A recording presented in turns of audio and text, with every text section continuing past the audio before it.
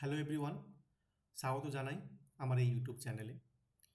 পশ্চিম বাংলায় SIR process complete হয়েছে, আর আজ 28 ফেব্রুয়ারি 2026-এ ফাইনাল ভোটার লিস্ট পাবলিশ করা হয়েছে। এখন অফিসিয়াল রেকর্ড অনুযায়ী প্রায় 60 লক্ষ ভোটারদের নাম আন্ডার অ্যাডজুডিকেশন রয়েছে। এখন যাদের নাম আন্ডার অ্যাডজুডিকেশন রয়েছে তারা খুবই চিন্তিত এই ভেবে যে এর ফলাফল কী হতে পারে বা তাদের করতে কী হবে, আর এই আন্ডার অ্যাডজুডিকেশন মানেটা কী। আমি কিছু তথ্য অনলাইন আর্টিকেল থেকে সংগ্রহ করেছি। সেই আর্টিকেলগুলো থেকে আমরা বোঝার চেষ্টা করব যে এটা মানে কি আর এটার ফলাফল কি হতে পারে। চলুন দেখা যাক। প্রথমে দেখব হোয়াট আন্ডার অ্যাডজুডিকেশন মিনস। এই আন্ডার অ্যাডজুডিকেশন মানেটা কি। বলছে your entry has been flag during the SIR revision due to logical discrepancies. For example, যখন আপনার ডকুমেন্টগুলো সাবমিট করেছিলেন এসআইআর প্রসেসের সময়, সেই ডকুমেন্টগুলো যাচাই করার পর কিছু ভুলভ্রান্তি পাওয়া গেছে। সেই ভুলভ্রান্তিগুলো কি? First, mismatched details in records. আপনার নামের মিসম্যাচ হয়েছে, ভুল স্পেলিং হতে পারে, বাবার নামের স্পেলিং ভুল হতে পারে, আপনার সারনেমের মধ্যে বা টাইটেলের মধ্যে কিছু ভুল হতে পারে, সেই নামের বা রেকর্ডে মিসম্যাচ রয়েছে। সেকেন্ড রিজন কী হতে পারে? Possible duplicate entries. হয়তো আপনার নামে মাল্টিপল এন্ট্রিজ রয়েছে, আপনার নাম হয়তো যেটা আছে সেই নামে আর একটা হয়তো এন্ট্রি রয়েছে ভোটার লিস্টে, সেই কারণে আপনার নামটা আন্ডার অ্যাডজুডিকেশন এসেছে। থার্ড কি বলছে? Data issues, name, address, epic number. হয়তো আপনার এপিক নাম্বার ডাবল হয়েছে আর একটা কোথাও পাওয়া গেছে, অ্যাড্রেসে কিছু ভুলভ্রান্তি, মানে অ্যাড্রেসটা যাচাই করার জন্য আপনি যে ডকুমেন্টসটা সাবমিট করেছেন সেই ডকুমেন্টস আর অন্য একটা ডকুমেন্টস হয়তো মিল হচ্ছে না, নামের মিল হচ্ছে না, সেগুলো কারণে আপনার নামটা আন্ডার অ্যাডজুডিকেশন আসতে পারে। These flagged entries are being reviewed by judicial officers appointed by the Calcutta High Court to see if they should be kept or removed. এই যে যাদের নামগুলো আন্ডার অ্যাডজুডিকেশন রয়েছে সেগুলো যাচাই করার জন্য কলকাতা হাইকোর্ট কিছু অফিসিয়ালকে অ্যাপয়েন্ট করেছে। তারা আবার যাচাই করবে ভালো করে, হয়তো আপনাদের ডাকতে পারে, মানে অরিজিনাল ডকুমেন্টস নিয়ে আবার যাচাই করার জন্য। তখন তারা ফাইনাল ডিসিশন দেবে যে আপনার নামটা রাখা হবে কি হবে না। আর কি বলছে? So being under adjudication does not immediately mean you lose voting rights. মানে আপনার নাম যে আন্ডার অ্যাডজুডিকেশন রয়েছে এটা মানে এটা নয় যে আপনি ভোট কাস্ট করার অধিকারটা হারিয়ে ফেলেছেন। It means your name is under legal scrutiny and awaiting A final decision. মানে এটা মানে এই যে আপনার ডকুমেন্টসগুলো আবার যাচাই করা হচ্ছে প্রপার ওয়েতে, আর ফাইনাল ডিসিশন কিছুদিন পরে দেওয়া হবে, এটাই বলছে।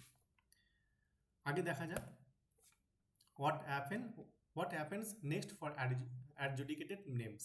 মানে যাদের নাম আন্ডার অ্যাডজুডিকেশন রয়েছে তা এটা মানে কি হবে নেক্সটে। বলছে judicial officers will continue reviewing this cases even after February 28, মানে আজকে যে ভোটার লিস্টটা পাবলিশ হয়েছে। So the roll publish now is not final. মানে জুডিশিয়াল অফিসার্স আপনাদের ডকুমেন্টসগুলো আবার রিভিউ করবে, আবার ভেরিফাই করবে, যাচাই করবে, তারপর আবার ফাইনাল লিস্ট দেবে। কিন্তু এই যে লিস্টটা পাবলিশ করা হয়েছে এটা কিন্তু ফাইনাল লিস্ট নয়। সেকেন্ড বলছে if your name is clear it can be added to A supplementary electoral role before polling, right? মানে ভোট করার আগে বা ভোটিং ডেট যখন আসবে তার আগে যদি আপনার নামটা ক্লিয়ার হয়ে যায়, মানে ডকুমেন্ট যাচাই করার পর ওই জানতে পারে না সব কিছু ঠিকঠাক আছে, তাহলে একটা আর ইলেকট্রাল রোল পাবলিশ করা হবে সাপ্লিমেন্টারি আলাদা করে, যাতে করে আপনি আপনার ভোটটা দিতে পারেন। থার্ড বলছে ইফ নট ক্লিয়ার, যদি সব কিছু ঠিকঠাক না থাকে, যদি আপনার ডকুমেন্টসগুলো ওরা ঠিক না পায় বা যদি আবার ভুল পায়, you may be left off the final list unless you reapply using form 6 with correct documents. তাহলে আপনার হয়তো নামটা ওখান থেকে বাদ পড়ে যাবে, আপনাকে আবার ফর্ম 6 ইউজ করে আবার ডকুমেন্ট সাবমিট করে নতুন ভোটারের জন্য অ্যাপ্লাই করতে হবে। এটাতে কি বলছে? Can you still vote if under adjudication, মানে আপনার নাম যে আন্ডার অ্যাডজুডিকেশন রয়েছে, আপনি কি ভোট করতে পারবেন? নট ইমিডিয়েটলি, না এখন আপনি করতে পারবেন না। If your name remains under adjudication on the day of printing, you won't be listed as approved for that particular publication of the roll. আপনার নাম যে ভোটার লিস্টটা পাবলিশ করেছে, ওখানে যদি আপনার নামটা আন্ডার অ্যাডজুডিকেশন রয়েছে, তাহলে আপনার ভোটিং করার কোনো রাইট থাকবে না বা অধিকার থাকবে না। Judges can clear your name before the election date through ongoing adjudication, so you may still get voting rights if clear. মানে ভোটিং ডেটটা আসার আগে পর্যন্ত যে অফিসিয়ালদের কলকাতা হাইকোর্ট অ্যাপয়েন্ট করেছে, ওরা কিন্তু যাচাই করতে থাকবে। মিন টাইম মানে মিনওয়াইল ওরা যাচাই করতে থাকবে।